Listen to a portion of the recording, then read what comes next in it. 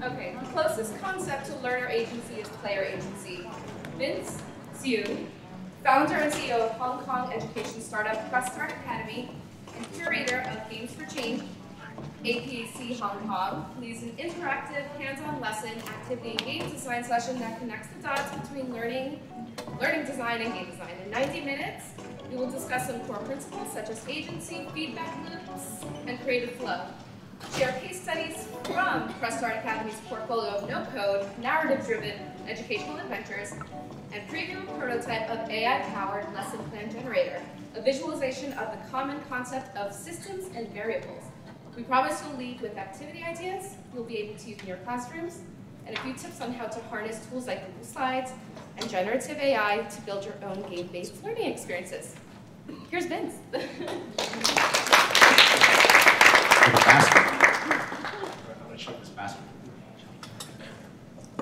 All right, hi. Can everybody hear me? All right, I'm glad we all made it. I know there's wine. If you need wine to sustain yourself through the next 90 minutes, it's just right outside. That's entire. You might need wine. I know I just gave out paper. I just gave out Post-its and stuff, so please bear with me. I am going to ask you all to do some work. If I'm going to start with that, and then, yeah, we're going to see how things go. All right, hi.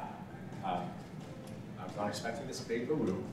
I was not expecting this many people, but let's go. I'm also, just a quick disclaimer, I'm also very jet lagged. To know time zones in Hong Kong, you flip AM and PM. So it would be 5 a.m. right now. So therefore, I've had like 4 coffees today, and I'll try to see what I can do. So please bear with me, thank you. I'm just gonna start off with a quick intro about who I am, why I'm here, what we do. I want to ask you all some questions, if that's okay. Thank you for being here. I'm going to talk a little bit about the similarities between game design and instructional design. All right, so it's not working. Now it is. Okay, so very nice to meet everybody. My name is Vince. I'm from Hong Kong, and as well, I suppose I was introduced. I am both one of the board of directors in Games for Change APAC, as well as the curator for Games for Change in Hong Kong. And I run a company called Press Start Academy, which is what we're here to talk about. In a nutshell, what we do is we design learning games and learning adventures for mostly elementary and middle years. But as we'll go through in some of our examples later, we also go into high school and higher ed levels. And I'll explain a little bit more about what that is. Normally, we do go very analog. I feel like there's a huge focus on video games in this conference, so I'm here to bring the analog back into the conversation. And I hope everybody here is interested in analog games and thinking about how we can, think about games not just from a digital perspective. I have an instructor team that goes into schools. We design a lot of game-based curriculum, and those span subjects like humanities and writing and language, as well as a little bit of STEM education. We're going to talk a little bit about STEM in a little bit. But moving upwards, we also go into design thinking, entrepreneurship, game design, and so on. So we do a lot of different things. The kind of unifying factor is that we design games. We use games in different ways to do that. Hopefully, I can paint a picture of what we do on a day-to-day basis. Oh, and yeah, we've also started doing a lot of professional development sessions. Actually, I was having a chat with Kelly over there yesterday. I've learned to not say professional development anymore. It is now professional learning. So yes, we do a lot of professional learning sessions for teachers in Hong Kong as well as across the APAC region. So we've started doing stuff in Singapore, Thailand, and so on. All right, just really quickly, our kind of founding principles. This is one of my favorite quotes. Creativity is intelligent having fun. For the past 200 plus years, intelligence has been what has prioritized in the classroom. Right? So academic achievements, getting good grades, and so on. Now, increasingly, we're going to spend a little bit of time talking about this later on, talking about the 21st century skills, of which creativity is one. So that's a skill that I think hopefully everybody agrees that we should be developing now, or at least thinking about developing these days. And if Einstein says that the best way is to play, then I think I will take him for his word. All right, so this is what I have for the agenda today. We're going to start off with a little bit of a hands-on exercise. You'll notice the term gamification 2.0. That is something that I use in a lot of our talks. So we're going to start off with a little bit of a hands-on design session. Then we're going to go into principles. So just now we talked about student agency, player agency, and a lot of those things. We're going to go into that after the exercise. And we're going to end on what all this stuff means and why it's even more important now in the age of AI.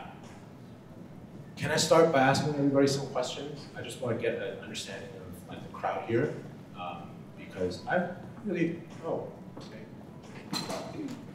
Hi. I don't, cool. Sounds exactly the same, but okay. All right, so I have no idea who I'm speaking to. I had no idea how to prepare for this session. So, how many of us in the audience are game designers? Okay. How many of us in the audience are educators? Okay. Great. How many of us in the audience work in education, like in the school system, like work with students day in, day out? Okay. How many work with teachers? Okay. Anybody in the nonprofit sector? All right. Does anybody mind if I just ask a couple of people, just like, why are you here, and are there burning questions that you hope to have answered today? Yes? I'm going to start working at a transfer school over 800 credit, and so these are often kids who have, well, young adults who have not yet found success in school, so I'm looking to find out more ways to make what has been an unpleasant experience in the past more fun so they can graduate. Awesome. Did everybody hear that? Okay, great. Thank you. What was your name? Nicomo. Nicomo. Thank you. Yeah. Hey, I'm Michael from Washington, D.C. I'm interested in how we engage teens as co-creators in their own games. Awesome. Thank you. Did everybody hear that? Thanks, Michael. Yeah. I'm Tony. I've done a lot of traditional teaching in ESL and physics, and I want to do something creative and different. And I want a shortcut to how to do it right so I don't have to feel the pain of figuring it out myself. Awesome. Thank you, Tony. Yeah. Hello, my name is Valeria. I come from Colombia, and we bring a board game with social impact on migration for classrooms that are diverse and have people coming from different parts of the world, and looking to create this social impact through play in the classroom. Awesome. Thank you. Let's have like two more. Yeah. Hello, my name is Pınar. I'm from Turkey. I'm an EdTech coordinator in American School of American Harvard College. So there was one sentence. I think it was from your description of this workshop, which impressed me. The closest concept to learn agency is player agency. That's why I'm here. Yeah. Cool. Thank you. Let's have one more, maybe. Yeah. Hi, Robin. I'm very interested in how to Sexual health in education, yeah. And tracking the learning outcomes, so making that easy for teachers to track in a way that ties back to those learning. Okay, cool. Thank you. Welcome. Did anybody bring beer for me? No? Okay, well. All right, so there's a lot of stuff. I hope actually all of them are included at some point here, but we do only have 90 minutes, so hopefully we can get to most of these, if not all.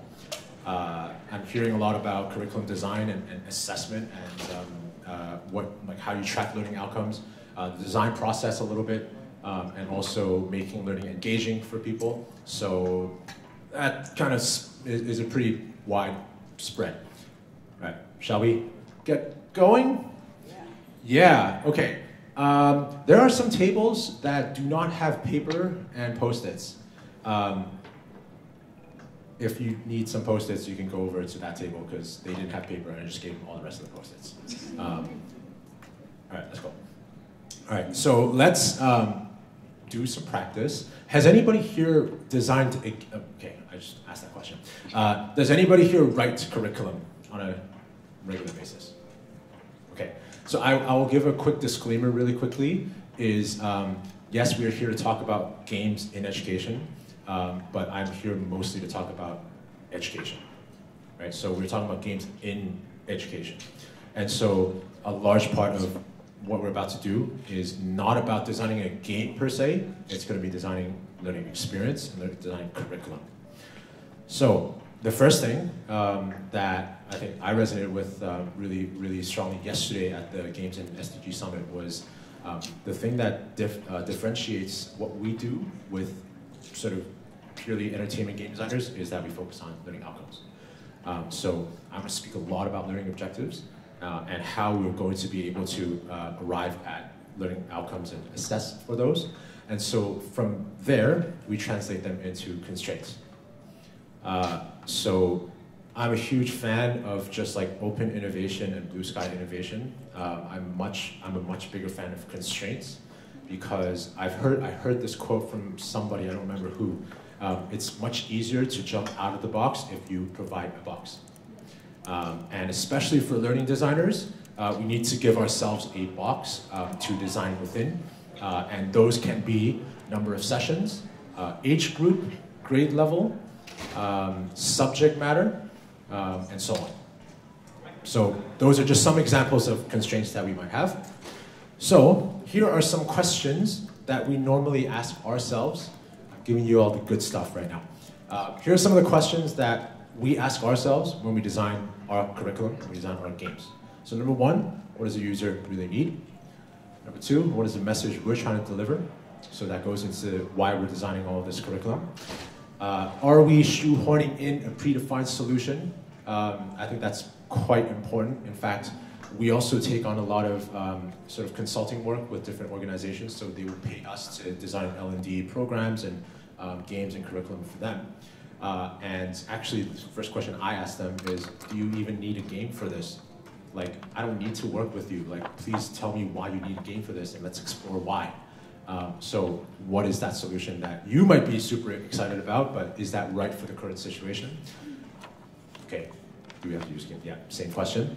Are we prepared for the change process that comes with it? That's pretty important as well, because I think everybody here realizes implicitly that if you gamify something and you turn something into a game or a hands-on experience, there's a huge change process that comes with it, right? So how do you facilitate, how do you track learning outcomes, how do you manage that whole process? All of that is part of the change. So it's not just the fact that this is now a game. A lot of it just kind of comes on sort of on the back end. What I mean by eye on the prize is the learning outcomes. So if we're laser focused on that, how do we keep our eye on that? And then last but not least is, are we bridging the game experience with the real world, sorry. And so that's actually a lot of why we do our experiences and our programs in person, is because if we do that, then we can rely on somebody to make the learning real. We can rely on a debriefing process and a discussion that is facilitated to bring what we're doing inside this game to the real world. And so a lot of that learning comes from that reflection process. Okay, so this is where I would like everybody to start thinking in sort of within your tables. Just to maybe align really quickly, we don't have a lot of time to spend on this, but what is an issue you care about? What is a topic you want to talk about? And more specifically, what is that topic you want to design a learning experience around? Are you approaching this from a skills angle or from a knowledge angle? To me, these are two very different angles. So what I mean by a skills angle is, are you trying to have your participants and players problem solve or practice innovation or something, right? Knowledge is, do you want your players to acquire math things. I need to, through this experience, understand how arithmetic works. Or I need to, through this experience, understand how climate change is affecting, low-lying areas. Right? So these are quite different things, right? They can intersect, but if we're setting a game within low-lying areas within climate change, and we want for us to think about emergency response, then we're crossing here and we're combining both of them. But I'd like everybody to sort of think about it in this way. All right, and lastly, what is an inspiration for you in terms of format or approach? And what I mean by inspiration is, while we do focus a lot on analog games, I know a lot of us are focusing on digital. That's entirely fine. A lot of us might also be interested in Marvel or Star Wars or like other popular franchises. Inspiration for the designer is also very important because not only do we talk about student agency, we talk a lot about teacher agency as well. If the teachers are not having fun, students are probably not having fun as well. Okay, so in groups, I'm going to give everybody 10 minutes. I would like, this is a tall order, it's a lot of work for 10 minutes, but I would like everybody to think about and congregate around a 3 to 5 lesson plan. So if you have experience designing lesson plans, great. If you don't, just think about what that might mean. I have 4 parameters here that I've set out. Number 1, subject or module focus. So if it's climate change, great, but that's just the subject. Let's go deeper into the module. What about climate change? Is it about plastic pollution? Is it about restoration of nature and so on? What's the grade level? This can be kindergarten all the way up to university or post-grad. What are the long-term objectives? Are we trying to inspire change? Are we trying to make people aware of a particular issue? What are the short-term objectives? Therefore, what is happening in your classroom, right? Maybe down to the 10-minute level, maybe down to the 1-hour level, maybe down to class 2, class 3, something like that. Does that make sense? I know I'm not giving a lot of clear directions. This is just to get everybody's brain juices flowing, so we can start just thinking in this direction, and we will have a lot of debrief, and the rest of the session is going to be around discussing what is going on here. Does that make sense? All right, 10 minutes will start now. Is there anybody like burning with a particular topic? Like knowledge and access to healthy food.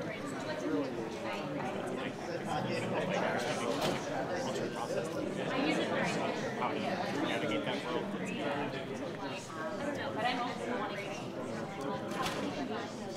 For me, I want to find something happening common that something related to health. You were going to say math, but I'm not going to talk about math because I know that probably is. I'm trying to think of something that's not so Kyle got it wrong. Not everybody would be.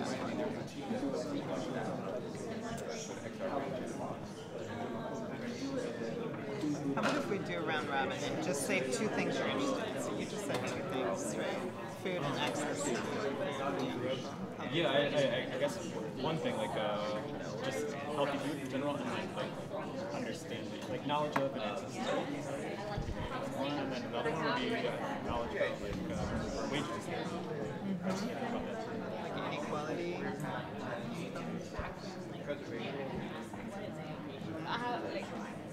We can come back to me, I'm still thinking. So one of them is like gender identity, LGBT, and the other one, non-math. I know that I'm not going to talk about that. The other one is like emotional, social skills, or like mental health issues for students. I'll say, I love playing with this idea of communication skills. Like middle schoolers or high schoolers, like how to communicate in a romantic relationship. Is one idea, and then we'll be going in a completely different direction. Creating interactive design.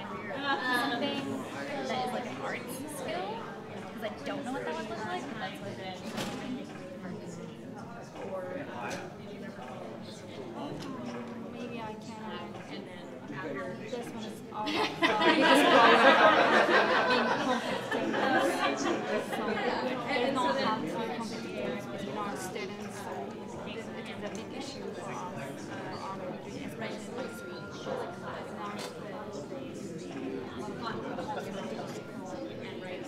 student is really successful, all of them are successful, and there's no how to relationship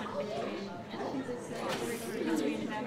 So yeah, because they're always trying to take the acceptance, and I really universities, that's why they're not having proper interviews. That's why they cannot good traditions. I'm trying to find a particular our audience. I think that one thing that would really interest me is like kind of something on like global cultural communications and like any kind of like international relations or like humanitarian even. Those are two different things, but the other thing would be maybe like focusing on like something that's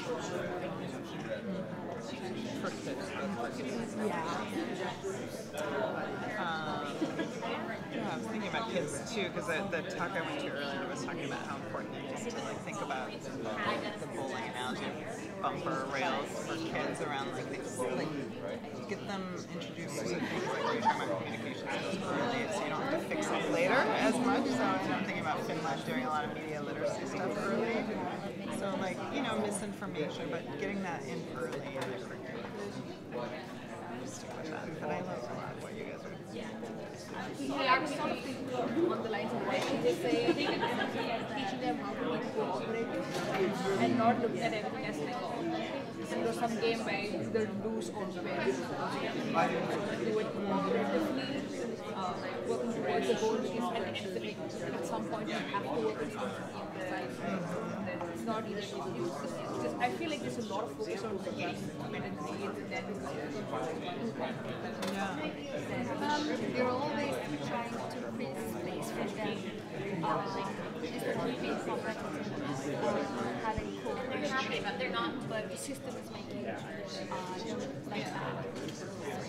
I think that could go well with like kind of mental health and like focusing on how to like balance that with team, like creating teamwork and a sense of community versus like focus like prioritizing self and not expensive like if we're running with that, I just could see a lesson plan also focusing on like why was it fear of failure. Because I also went to a very competitive high school and like people were so stressed because they imagined that if they didn't get an A, their life was over. And they imagined that if they didn't get into a specific college, their life was over. It's like it's not true, but like maybe we should do it self-reflection or something, you know, like if we wanted to do that. There's a lot of cases of suicides that happen because police in India because they fail on an exam. We still have about 3 minutes, but I feel like everybody's moving pretty quickly, so is it okay if I buy us some time? Because this is not the end of the activity anyway. I have like a part 2. So as we're thinking about this, I'm going to introduce like part 2 of this activity, because this is how we kind of approach learning outcome design. So just now we talked about long-term outcomes and short-term outcomes, but now we're going into the more granular level, right? So when we look at long-term goals, we kind of reduce them back to short-term outcomes. So what is the overarching thing, let's say for a whole semester, and then what are the different modules and what are the different units that we're going to have?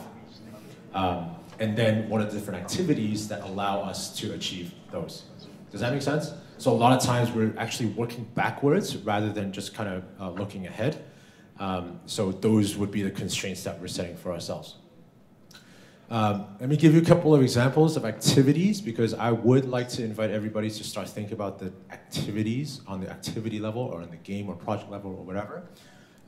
There are a few different types of activities. I wouldn't say these are comprehensive, but this is just a way that we look at how we can introduce variety in a lot of our curriculum and a lot of our lesson plans.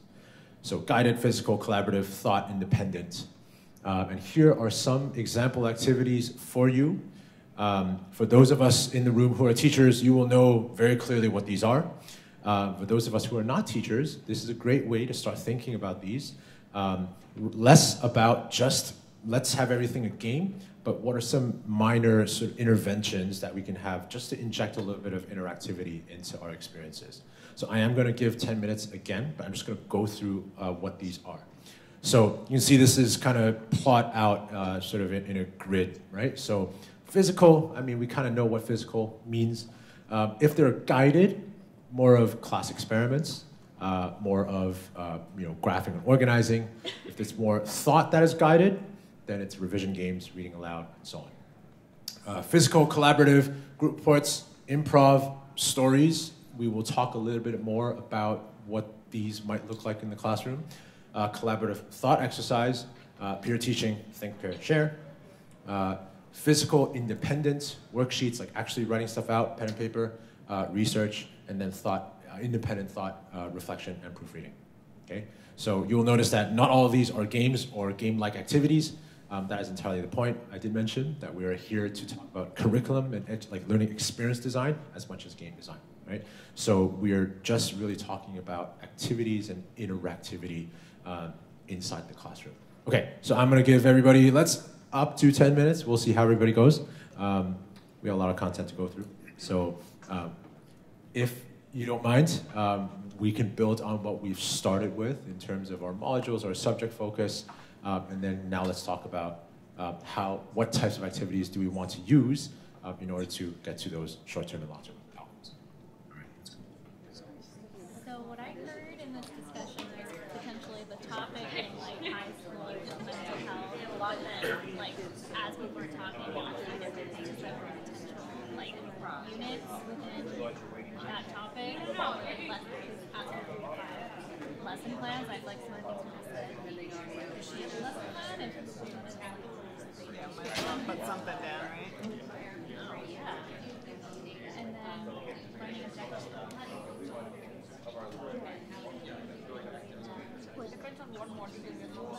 Okay, what do we want you have one. Yeah, what? Do you mind?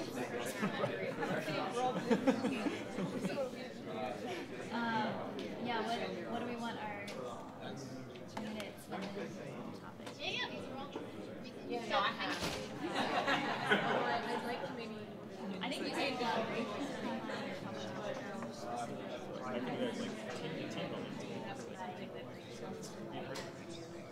maybe even like vulnerability. It's like something that it's like people like more of like a social, like emotional learning type of thing. They're struggling with competition and breaking down some of that to realize they are all like struggling with the same challenges with my work. So collaboration, vulnerability. You said good. Like identifying. Yeah, I want to add one range that would be like having your peer as like resources or like supporting each other. Like if you are having trouble with something, you can just reach out to someone else and see what you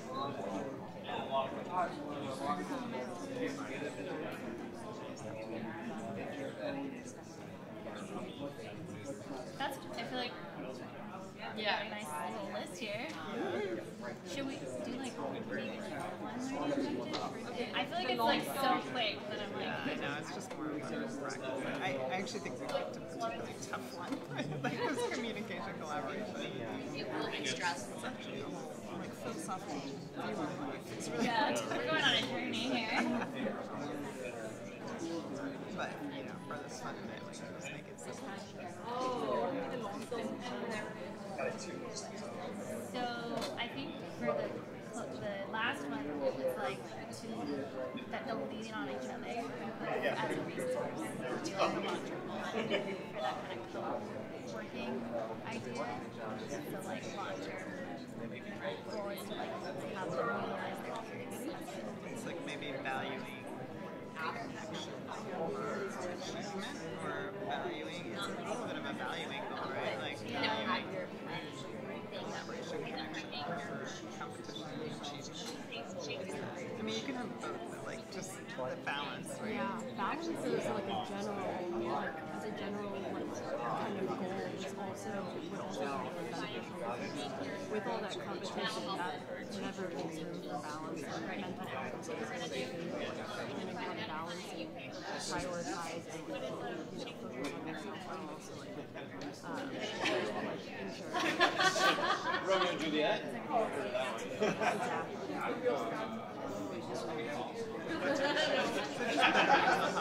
And a better life, better happiness. Yeah, I do like the framing of valuing over competition as like a really big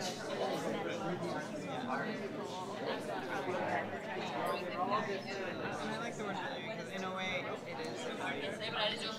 Even like everybody but we're saying this is a goal that collectively sometimes is important for kids to value. Like when I make it a lot, I was not doing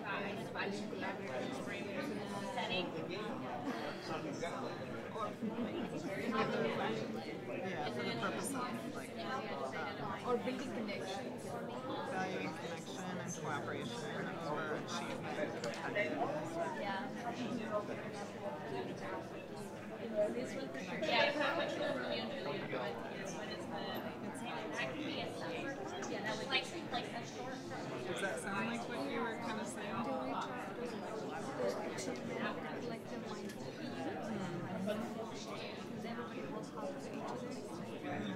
Everybody will reach out their goal. As long as you can read it, you can keep track. Oh, right. So activities, That's definitely That's an objective. That's a long-term objective. Yeah. So short-term, then we're focusing on which of these are we focusing on then? Team building, branding, supporting others. Vulnerability is intriguing to me. I like collective mindset as another lesson. It might be a little bit more specific than team building. I don't know. Yeah, because team building to me is like how do we work together?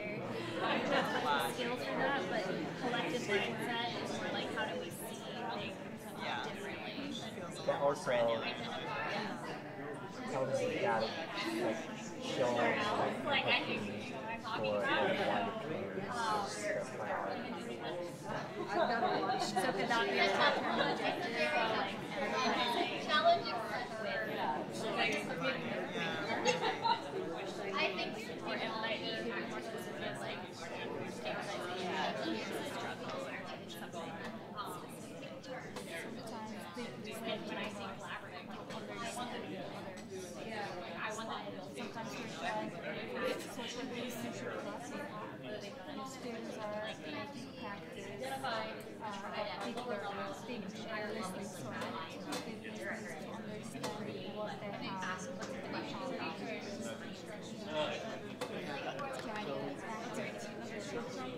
Understanding each other's condition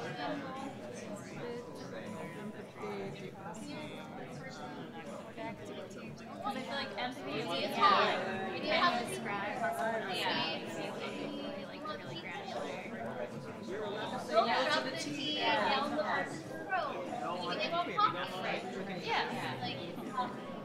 Activities.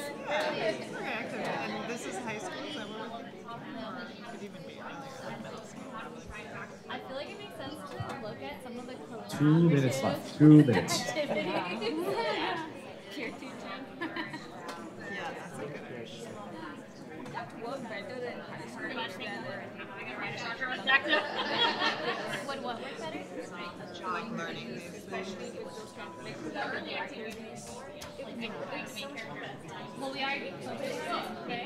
And you learn. Oh, okay. Yeah, I mean, we might as well. Like, I can see this being repeated in but we can use our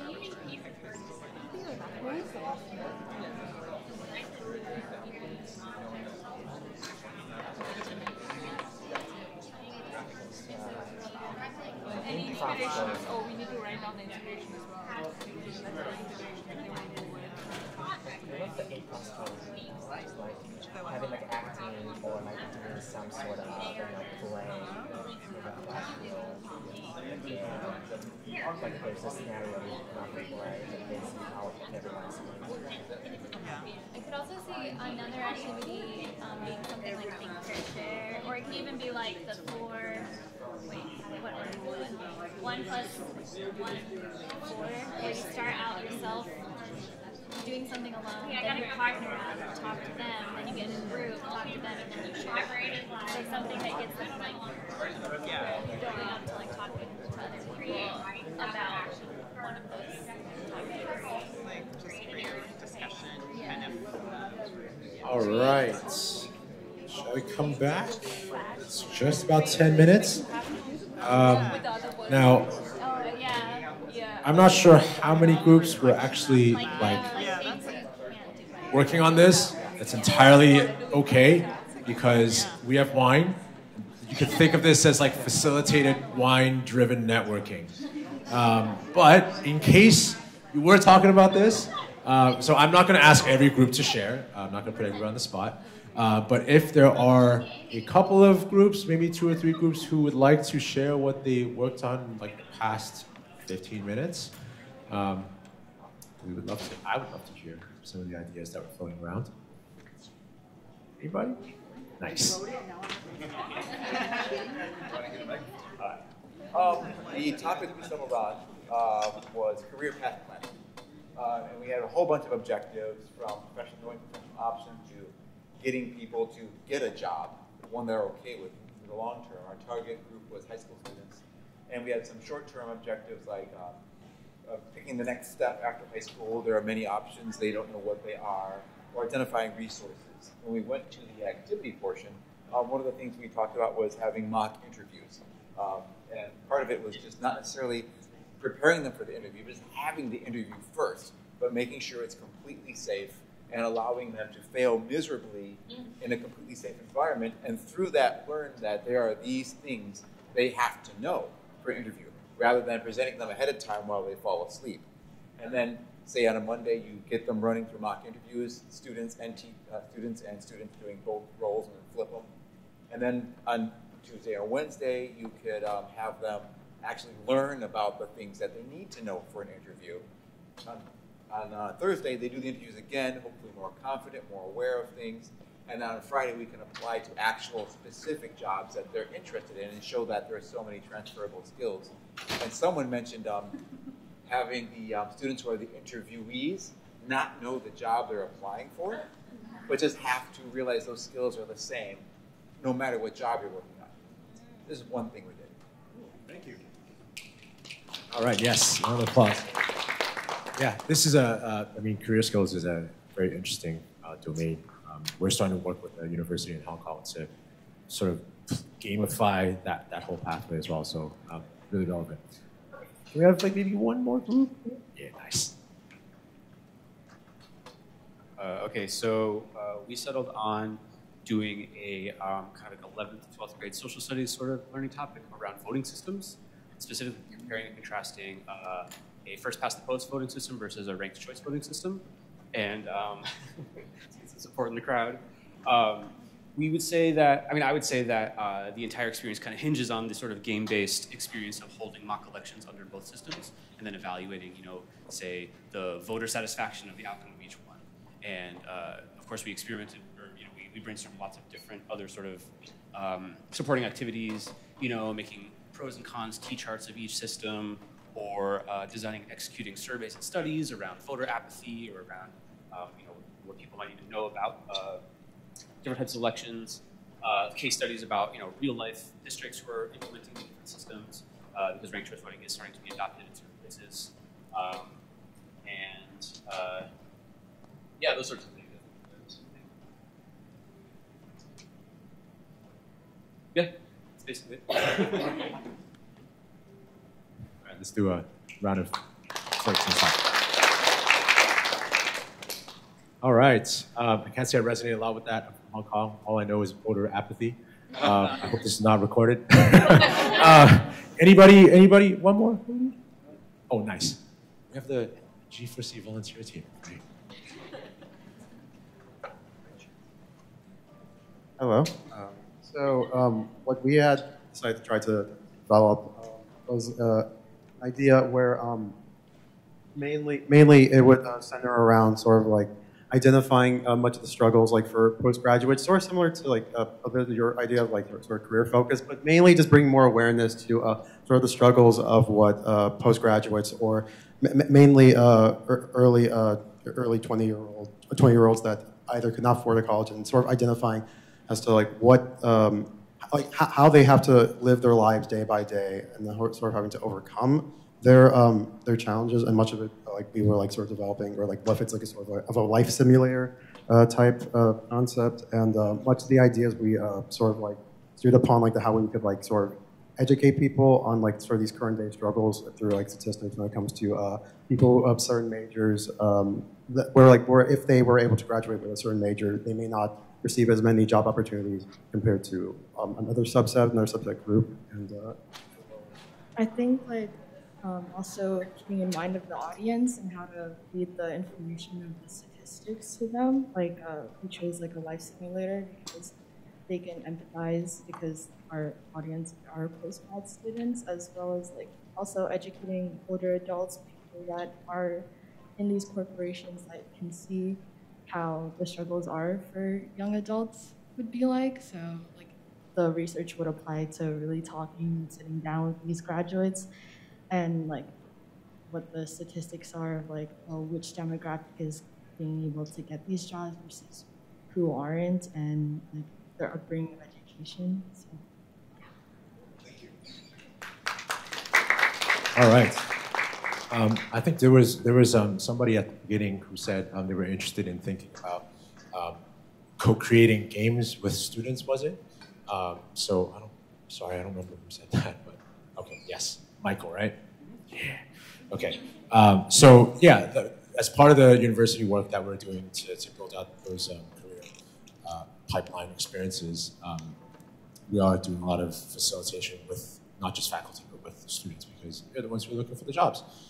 So cool. So thank you for spending some brain power.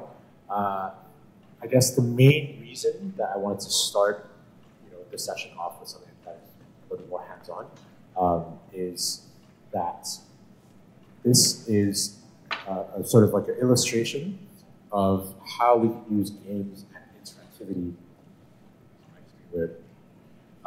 across different levels, right? So when we talk a lot with schools and teachers, it is not a binary thing. It's not just you use games or you don't. So a lot of people think that, introducing gamification or learn to play into the classroom has a very high barrier to entry, and I agree.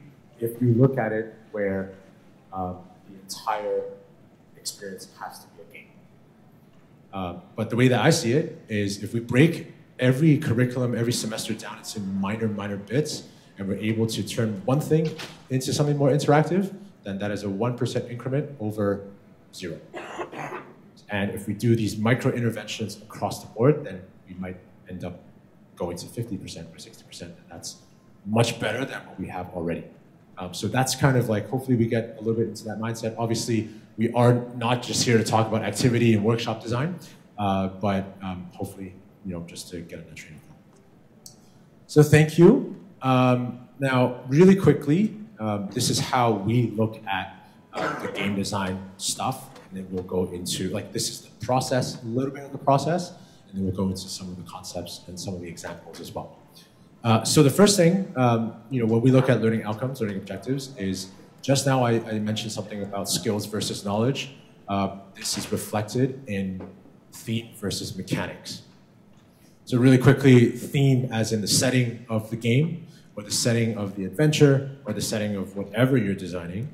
And then the mechanics as in what are you actually doing in this game or in this experience to solve that problem, or what does progression mean. Normally I have like 10 slides for each of these. I do not want to make everybody fall asleep, so I'm just going to do one for each. For setting, these are some of the considerations and questions that we ask. Because the world and sort of the environment is what we focus on, the key considerations are how immersed is the player, how immersed is the learner, how much can they actually role play the characters within that world. So if we are building career skills, it does not necessarily need to be around in marketing or whatever. If we're looking at it from a skills perspective, is it more about leadership and communication? If that's the case, then the role play aspect allows us to escape our world and go into space or travel through time. Because the thing that we want to focus on is what we're practicing in that setting. Does that make sense? Okay. Gameplay is much more about the knowledge. And so when we look at assessment, if it is more academic assessment, then maybe that is basically what triggers progression, what triggers leveling up. Can we use that as a barometer to reflect how much knowledge retention there is, how much expertise you've developed, and so on. Cool? I'm not going to read off all the points. That's going to be pretty boring, so I'm just going to riff. So these are some of the considerations that we have. Okay, so that's kind of like the prequel, so to speak. Now, I recognize that maybe right now the alcohol is starting to set in, and so if you're feeling a little sleepy, what I will right now invite everybody to do is I do have a couple of games here that I would love. I don't have enough for everybody to play together. Also, we don't have enough time. But what I would love to do is to do a very, very quick show and tell, just to explain and give everybody some examples of how we design the games and how we use them in our curriculum and our classrooms. So if it is okay with everybody, can I invite everybody to stand up and we can mosey over here.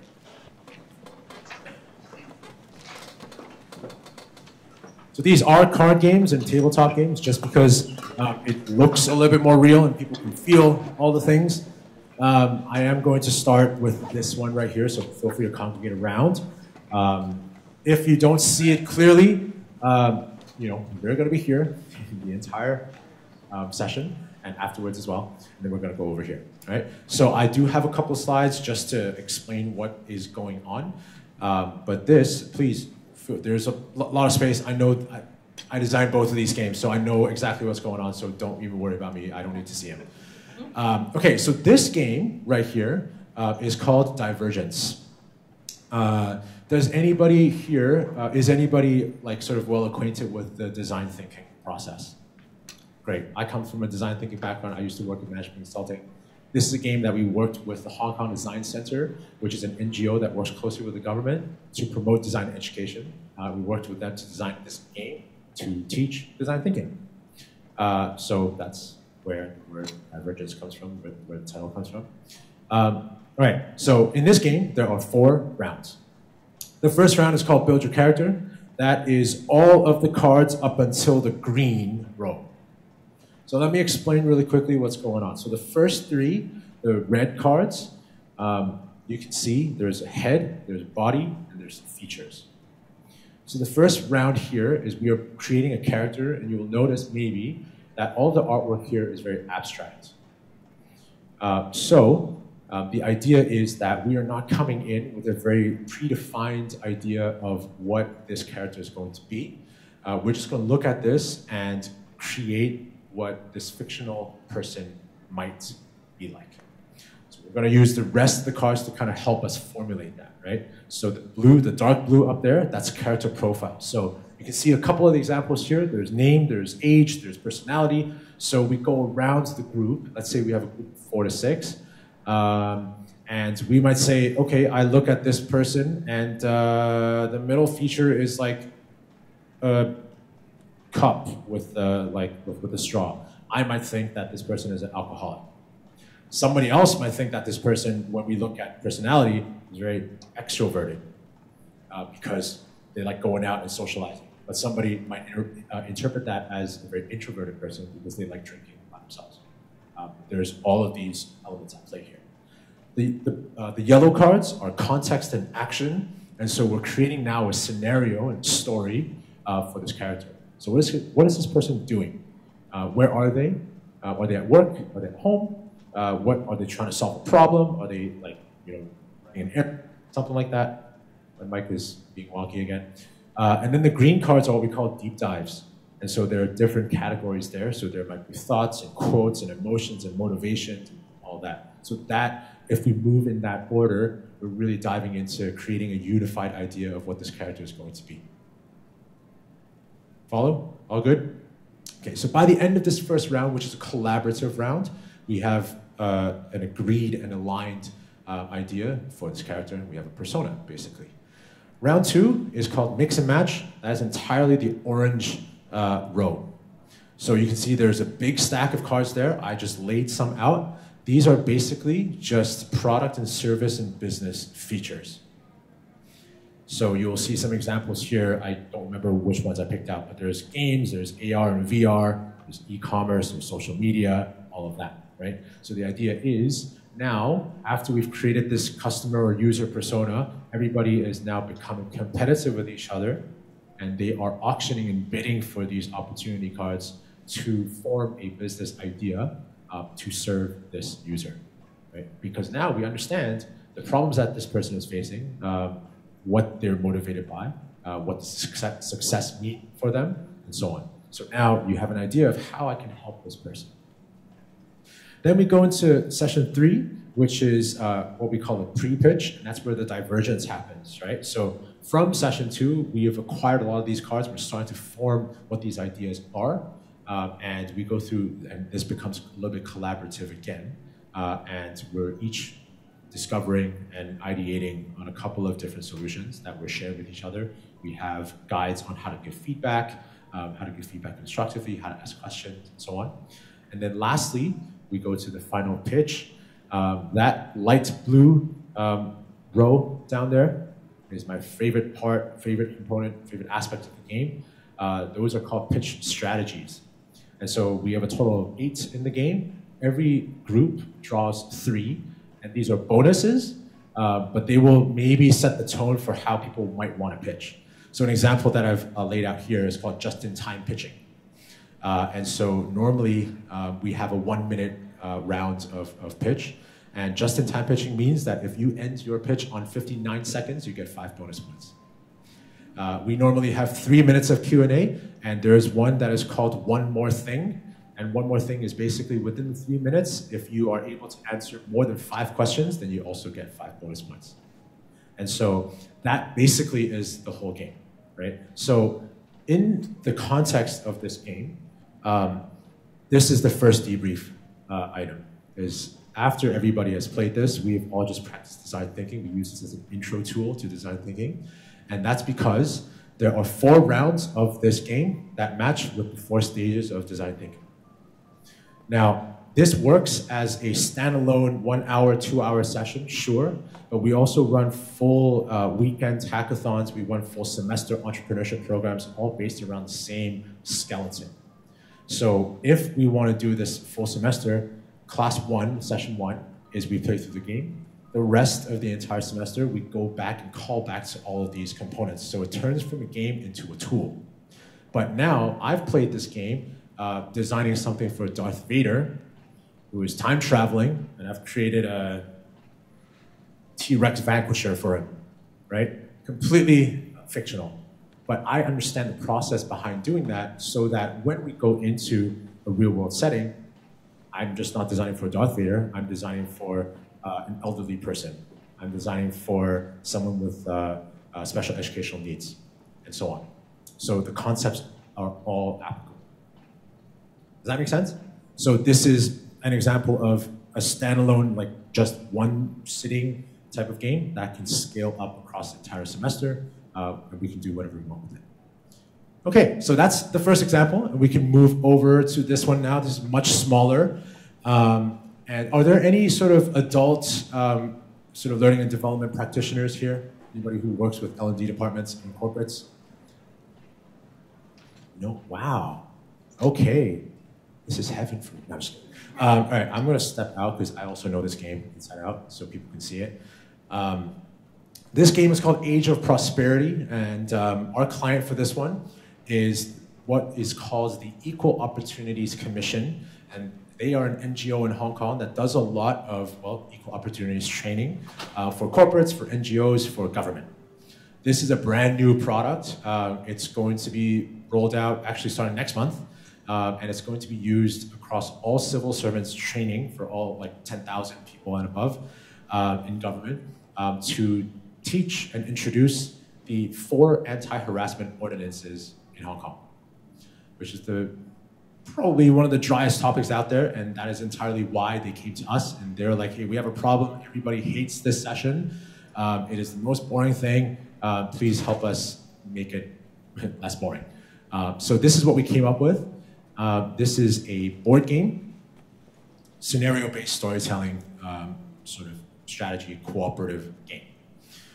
It's called Age of Prosperity, and the setting is that everybody in a group has basically been involved in a shipwreck, and nobody saved them, so they've crash landed onto a deserted island. And no one can find this island, so they just decided to settle down there, and they become the de facto leadership committee of this island. And so throughout 8 rounds, what they're going to do is, as the leadership committee, they're going to respond to crises that come up and scenarios that come up, and so on. For some reason, this island is very popular with shipwrecked people, and so every round, there's going to be more people that come, and so you're building an island civilization. And so you have a lot of different parameters that you need to account for. That's why you see the trackers on the top left of the board, right? So normally what actually does happen is when you have a lot of DEI scenarios and e-learning and trainings, it's very much a multiple choice question type of thing, right? I give you a scenario, there's a correct answer, and you kind of move on. What we try to do is we try to insert a little bit more unpredictability inside, in a way that makes people sort of second guess their decisions and discuss a little bit more. So the 3 trackers up top would be gold and materials and labor. And then the bottom tracker is happiness. So happiness is actually the key for this game. Anytime you go below 0 for happiness, you lose. So there's only a losing condition, there's no winning condition. The winning condition is by the end of the 8th round, if you have survived, you win. And then we're going to do a whole sort of comparison, which group got the highest points? And so then we do a little debrief after that. What happens is at the bottom, you can see a couple of cards. This is all linear because it's not meant to be replayed. So I'm going to come back to a lot of these concepts because these are all variables, right? This is not meant to be replayed, which means we are engineering the entire story for everybody and creating those spaces for everybody to discuss. So scenario 1 is always going to be the same. And scenario 1 is there is an old man who washes up on the beach with a very badly damaged leg. What are you going to do? Option 1 is you amputate. That's it. And you give minimal health care so that this person does not die. Option 2 is you amputate, but you also give them enough health care so that they can become more productive and contribute back to the economy. Maybe you give them a wheelchair or crutches or something. Option 3 is not only do you do all of that, but you actually take the opportunity to remodel the entire island's infrastructure so that it becomes more inclusive and accessible. Now, normally in a diversity inclusion training, C is the correct answer. Here, we don't have a correct answer, but know that if you pick C, the resources that you have to spend are actually going to be the most. And then maybe someone could turn over one of the cards. On the back, that's the immediate outcome. There's short-term and long-term outcomes here. And so what happens is actually if you turn over the 3rd one, happiness actually goes down. Because, no, it's actually the last one, yeah, sorry. Yes, that's option 3, sorry. Because we want to illustrate that just because you do this does not mean that everybody on the island is going to be happy.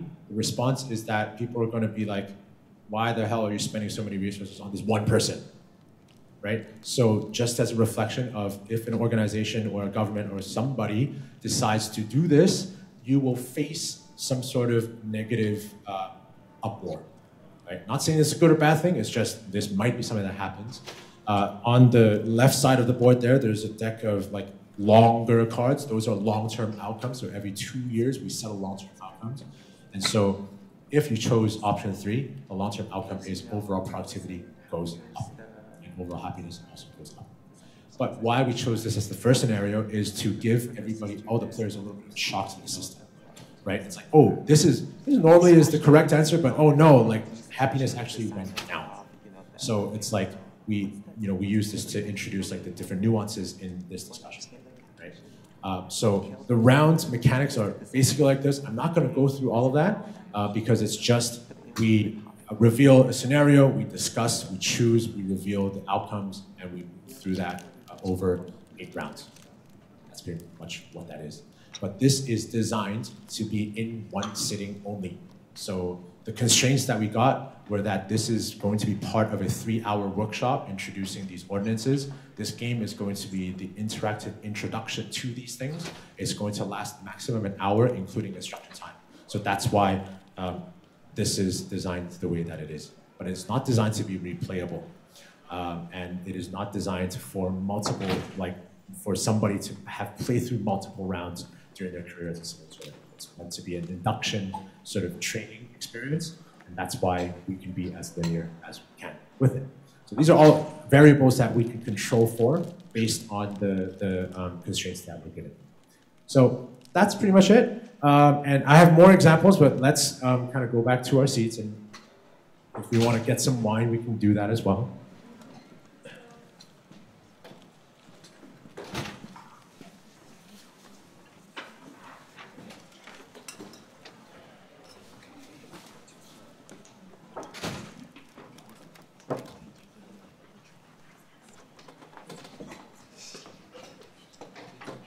All right.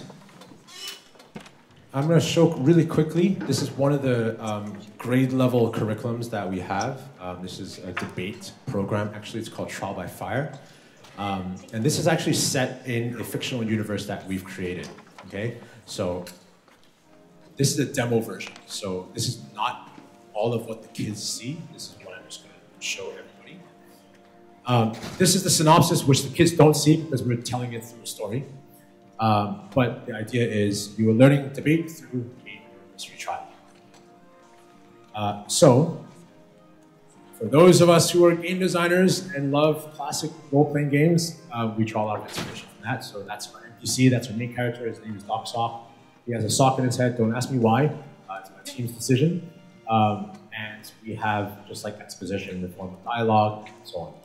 So I'm just going to skip through all of this because it's just the beginning storytelling for the story.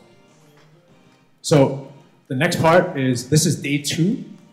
So day 2, we end up in a courthouse. We've traveled from the main island to this place called Blindport, and we're here to help solve a case because it's a small town. They've never had a case like this before. That's why we, as the students, as intrepid adventurers, have been summoned to solve this murder mystery case.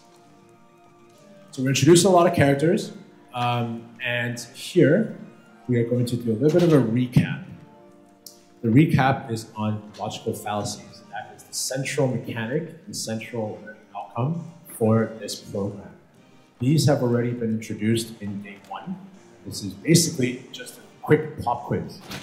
So we have 2 sort of antagonists here, witnesses here. They're arguing. So, let's look at what fallacy they're exhibiting right now. It is actually ad hominem. And so we're going to go through all of this and just do a little bit of a quick recap at the beginning of the class. And this is where I also talk about the theme and the mechanic being integrated. So I spent a lot of time thinking about theme and mechanics, why this is important and why I talk about gamification 2.0 is because a lot of gamification is, I want to enter this cave, please answer what does 1 + 1 equal. Now, there's a disconnect there because anybody can imagine if you go and try to enter a cave in real life, no one's going to ask you what is 1 + 1 equal in order to let you in. But if you're trying to solve a mystery, you're trying to solve a murder case, you probably need to understand what fallacies are. So as long as we find linkages between mechanics and theme, then however academic we want it to be, we find that it actually does work. Okay, so the next part is we go into character selection screen. And this is where we can open it up and make it very interactive. interactive for everybody. So let's say I want to choose Pyre Snowden, and that's my witness. And this can be group-based, this can be individual if it's a small class, it can be group-based if it's a big class. One group, let's say that table over there, is going to be assigned to this character. And another group, let's say this table up front, is going to be assigned to this character. And so we are now starting to meet different eyewitnesses and starting to interview them and get an idea of what it is that we're trying to understand and solve. That's step one. Step two is different types of evidence that we're presenting to all of the students as they go through the rest of the program.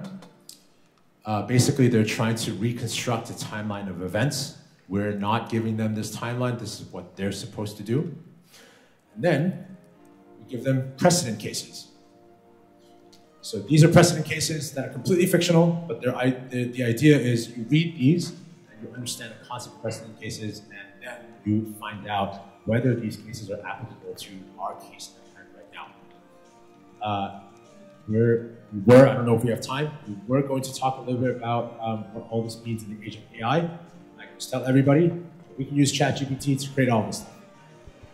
So what this does mean is that even though we might have one unified experience for all of our students inside the classroom, we can now afford to have variances in what they're doing, because the skills that they're applying, the skills that they're learning are the same. Whether you look at case one or case two, the things that you're trying to do with them, the analysis, the discussion, it's going to be the same regardless of what the content is. And so once we create those parameters for our learning outcomes and for our activities, then we can make use of AI tools to help introduce variance inside the classroom, which is very important. So you can imagine like one student and another student over there, they will be comparing, oh, what do you do? Like the things that they're doing are the same, but what they're looking at, the content is going to be different. That's pretty cool. So then we go into all the final verdict and so on, and that's fine. So at the end, they're going to actually debate based on the testimonies that they collected and all the arguments that they put together and so on. Now, why I'm showing this as the demo is based on a couple of different things. Number one, whenever we show something like this, the first question that we get from teachers is, I don't know programming, how can I create a game? So then I just press escape and show that this is all just based on slides. So it is very possible, because we're doing it, to build game-like interfaces and environments using slides, because the key is not in the tool you use, the key is in the process of your design. And the second reason why I'm showing this is because we use Midjourney for art creation. And this actually was created half a year ago, so this was Midjourney v3. And already v3 allowed us to create all the different settings here. And back then, Midjourney could not do characters, now it can. And so a large part of our professional development work is actually training teachers on how to use AI so they can do stuff like this as well, because now everybody can. So that's how do we bring gamification into the classroom. And I only have 17 minutes left with 2 sections to go. All right, I'm going to need some wine later. Oh, I need to play the music again because it's getting a little boring. All right, so let's go really quickly. There were a lot of game designers in the room just now, so I'm sure all these concepts make sense to everybody. But in case they don't, and you're coming from more of an education background, I'm just going to fly through some terms. 1, gamification, use of game elements and design principles in non-game contexts. Can I assume that we all understand this? So a lot of people, gamification 1.0, badges, leaderboards, points, all that. I'm going to show, okay, I'm going to skip this. What I'm going to talk about also is how we see games in education. There are 2, it's a binary thing for me. First is educational games, second is games in education. Games that educate. And how we differentiate these is that when we are talking about educational games, the education piece comes first. This is a game that I grew up playing. I don't know if anybody recognizes or remembers this. Nice. Math Blaster is an educational game because math is in the title. I don't think anybody plays Math Blaster for the blasting. They play it for the mathing. And if you're a teacher, like my teachers assigned this to me before, you are happy assigning this because, and I use this term very pejoratively, this is a more colorful version of homework.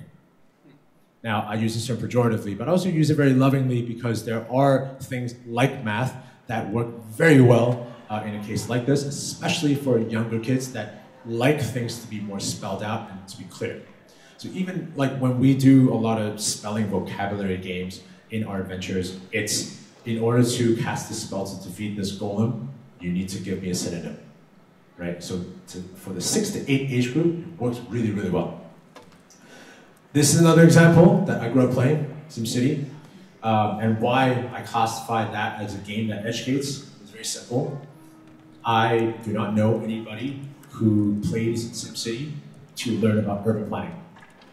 But I know plenty of urban planners and architects who are now doing what they do because they grew up in SimCity. Because while you're playing through this, you're making decisions, you're understanding systems, and all of those things. Agency, just now, I think somebody mentioned the agency piece was what jumped out at them. I think that was you, right? Agency, player agency, and learner agency. So I'm assuming everybody understands the concept of agency, which is how basically, how in control of your destiny do you feel.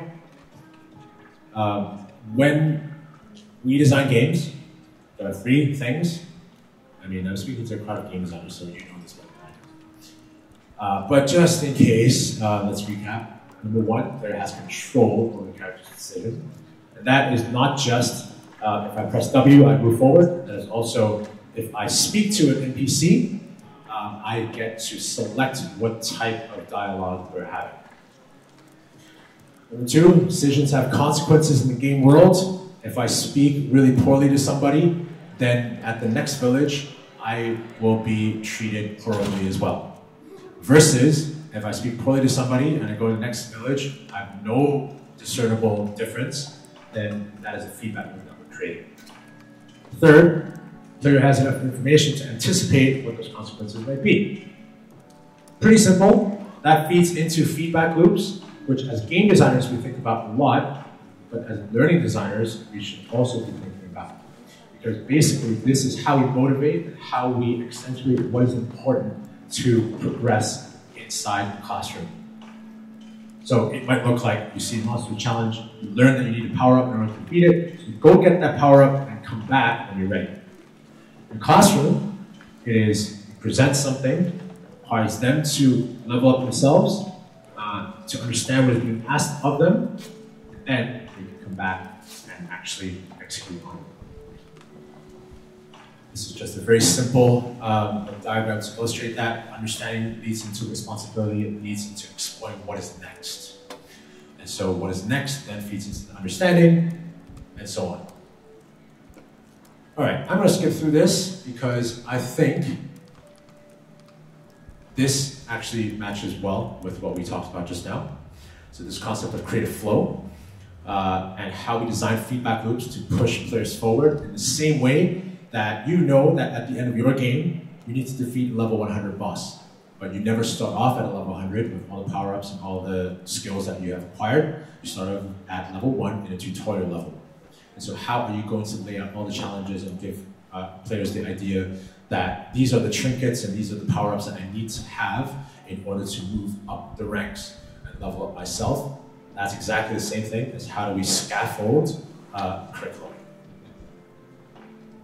So yeah, drawing a lot of parallels, and that's why I go back to this, because that's the kind of first opening sentence of the workshop description today, is the similarities between player agency and student agency.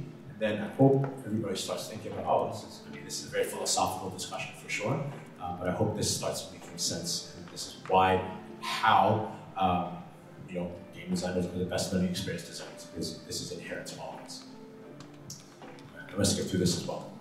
I like to talk about this too, because I remember there was a question, I don't think Michael's here anymore, but it was on co-creation and also how to create engaging experiences. This is a diagram that's put out by the Lego Foundation in some of their research. Actually quite interesting. Just talking about how staff and students interact inside the classroom. Right, so we see the different axes. We have the staff positioned within the play or outside of the play. Students, the staff's initiatives are in the foreground or in the background. So you can have like a player-coach situation where I have given instructions, but I'm also participating. You can have something that's more hands-off. I give instructions, I do not participate. I let you do the play, or I let you do the work. Like I did just now with everybody's at the start of the session. You have a fellow player. I don't give as much interaction, but I'm going to explore together with you. And then as the spectator, I don't give that much instruction, but I'm just going to observe. So that's quite interesting and a way for us to think about like how interactivity can be done in a classroom context. Okay, that was section 2. How much time do we have? Nice, 10 minutes. I think we can go through this. Okay, so why do we talk about all of this stuff? And what does the future mean for learning through play and gamification in the classroom, especially in the context of Gen AI? I'm going to present this first. This is how we, as Press Start Academy, look at learning experience design. Really, we started doing a lot of our PE work, professional learning work, this year as a response to generative AI. Hong Kong is probably the most fad-driven city on planet Earth, which means that 2 years ago, everybody in Hong Kong was an expert in Web3, and now everybody's an expert in Gen AI. But what this means is that everybody is talking about it on a surface level, and no one's going down onto the ground level. So you have a lot of summits and conferences on AI is going to change education, blah, blah, blah, and the teachers are sitting there looking at it and like, what does this mean for me? How do I harness this? How can I play a role in this? So that's why we've created this kind of diagram as kind of like the thesis, because I don't want the tools to drag us all forward. I believe that the process, which is what we've been doing this entire session, should be the key. That's the vision for our teaching and learning inside the classroom. What do we want our kids to be doing? What do we want? How do we want our kids to be developing? So the questions that we ask would be, how can I design to maximize student agency? And this can be from a learning design standpoint, right? Project-based learning, inquiry-based learning, game design things, all of that. All the student agency things that we talked about just now. Of course, once you have that vision that you've formed, then the tools help you to realize that.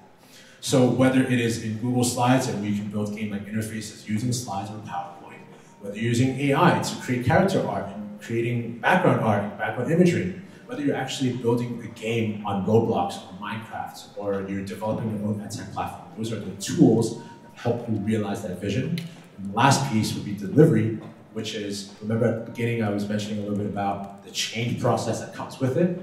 Well, one of the change processes is that we're going from a lecturing style into a more facilitative style. And so we can draw a lot of inspiration from Dungeons and Dragons, for example. How do we tell a story? How are we going to facilitate a game inside the classroom? And so right now, we have professional development programs across all 3 of these pillars because we don't want to just focus on the tools like everybody else, at least in Hong Kong, has been. So what does this mean? We think about the role of technology in education as well. I talked a little bit about STEM education at the beginning, STEAM now, and we're really just redefining what this means. In Hong Kong, at least, a lot of people have traditionally associated STEAM education with robotics and coding and 3D printing, which is entirely fine, but that's a very solutions-oriented interpretation of it. I'm very philosophical. We've designed a game on design thinking. I think that STEAM education is about the process and the method of inquiry. Therefore, it is about design thinking. And so it is the process of trying to explore, ask questions, failing, coming back again. That is the spirit of science and engineering and technology and math and arts. That's why we built all of our things on design thinking, on that process. And this is why process is primary for us. Okay, so this is, you know what, I'm gonna skip this. We're gonna talk a little bit about 21st century skills really quickly, because maybe that is on some of our minds. I think that was something that was at least mentioned at the SDG Summit yesterday. I think it might have been touched on earlier today at one of the keynotes. But what is the role of 21st century skills now in education? So these are the 21st century skills that we look at, 6 C's. I think a lot of people know where they're coming from. Communication, critical thinking, creativity, collaboration, citizenship, and character. In the age of AI, we're trying to level this up as well, and asking new questions across all of these C's. So the first on communication is, what does it mean to communicate well when we can leverage technology to communicate as well? The second on critical thinking is not just about answering the right questions, but also asking the right questions. Creativity is on creating a vision rather than just executing excellent creative work. Collaboration is not just about working with others, but also working with machines. Citizenship is now that we have time to think about maybe less knowledge retention, but what is going to help improve our society. Last is character. How do we look at integrity and leadership? Actually, spoiler alert, games can do all of these things, which is why like a lot of our PE stuff is rooted in game design and why we're doing this session in the first place today. So we're zooming out a little bit, looking more at the why and the vision behind all of this stuff. So to kind of start closing off, I come back to the concept of variables and systems. This was definitely mentioned at the SDG Summit yesterday. I think this was mentioned a little bit earlier today, especially in Constance and Kurt's presentation. Games are systems and variables, and that's why they are imperfect representations of the world. But what this allows us to do is to model systems and to tweak variables based on our constraints. That's why in Age of Prosperity, we can go completely linear and leave the room only in discussion and decision-making. But that's also why in Divergence, we are relying on the system, and based on different schools and teachers' needs, we can tweak all the different variables. So for example, a school will come to us and say, hey, actually, we want to work a lot on our students' public speaking. So then we're just going to focus a lot on the pitch strategy cards. Or a company will come to us and say that, hey, we are actually a VR company. Can we make sure that we're doing something that benefits our customers that align with our product strategy? So then we get rid of all the orange cards and they must all contain VR. Or another company might be like, hey, we're a retail bank and we know exactly the customer demographics that we're targeting. Can you help us facilitate that type of discussion? Therefore, all the first round is taken care of. And we're pre-setting all the customer demographics, right? So then it's what are the variables we can tweak. And so when we go back into our learning environments, or our teaching environments, or design environments, a lot of it is what are the outcomes we want to achieve, and how are we going to tweak all the variables, and where are actually the variables lying. So if we go back to here, that allows us, I'm going to show a kind of a sneak preview of a thing that we're building in a prototype stage right now. This is entirely just to help teachers. So if you're a teacher in the room, please feel free to steal this. The fact that we look at learning design as a game and as variables allows us to automate and structure lesson planning. Because lesson planning is just systems and variables. Now, I'm not saying that we can automate 100% of lesson planning. If we can do that for 70% of the way, and we leave all the rest to everybody's imagination and creativity, then that's 70% of time that we can help all teachers save. So let me show you something. Oh, no, not thank you yet. Because this is, 1 minute.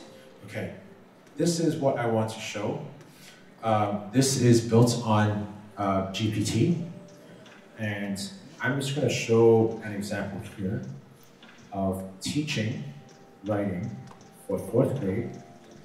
Let's say I saw a group over there did Shakespeare, so I'm going to go Shakespeare really quickly. And the module subtopics would be, I don't know, Hamlet. What else? Oh, Romeo and Juliet. Sorry?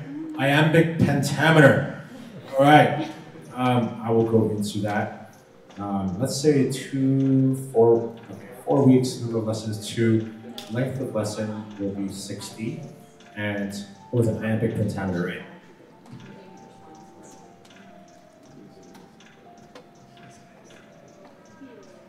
What else is there? Learning objectives. Dialogue writing. And extra.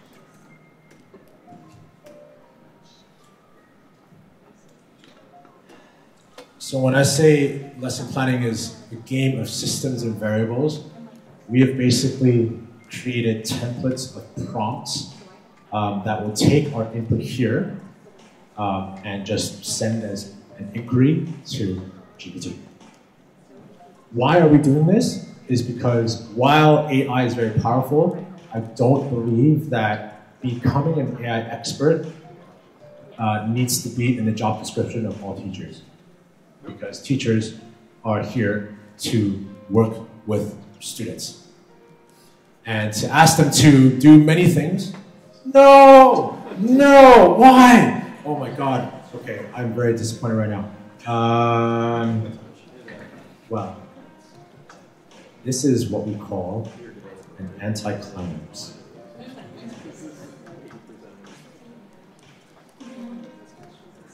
Well, I'm very sad.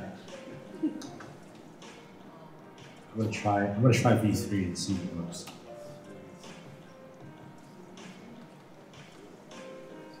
Can you give me like another minute?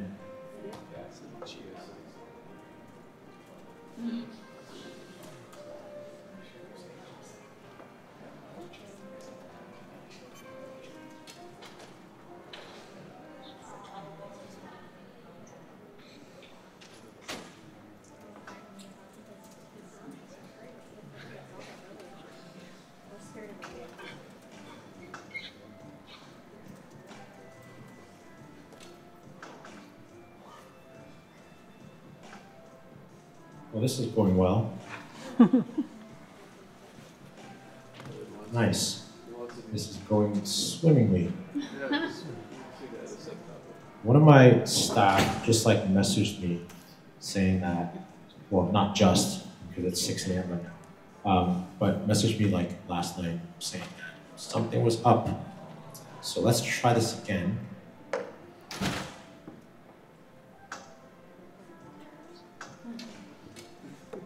Chat GPT to create a lesson plan generator and then use it. Yeah, we could, absolutely. I mean, it could definitely do that now, right? So.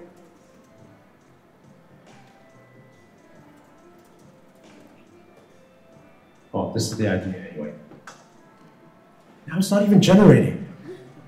Somebody's job is on the line. Okay, well. What am I gonna do? This is supposed to be like the crowning moment. I think it wants you to put something in the subtopic. You think? Yeah. Okay. What else is I don't know Shakespeare that well. Actually. Oh yeah. Don't add a new one. Yeah. It's fine. It's fine. It's fine. Well, you kind of get the idea. So that's the idea, right? Because we think, and that's our hypothesis, that we can game the system by doing all this. And by working with a lot of teachers, we understand that especially, well, I know in Hong Kong there's a huge attrition right now happening. And so what teachers are faced with is that I might be trained as a biology teacher for grade 7. I'm being asked to teach grade 5 chemistry right now. So what I will need, yes, it works! Yes, okay. So, oh, thank you. So this is what is meant to be the outcome. Now, you can see that there are buttons for keep, and so I'm not going to try this, but just to, we can look at this, outcome, and we can decide that I like week 1, day 1's activity and objective, but I want to regenerate the rest of it. So that's the idea for keep. Now, for all of the educators in the room, you will know that this is not enough. I know that there's a material list, but dang, I need to prepare the materials. Well, if we do this, we can go down here, and it's going to also help us prepare the materials too. So the idea, this is just a very early stage prototype, but the idea is that the next stages allow us to turn these all into interactive activities as well that tie back in to what we did at the beginning of today's session.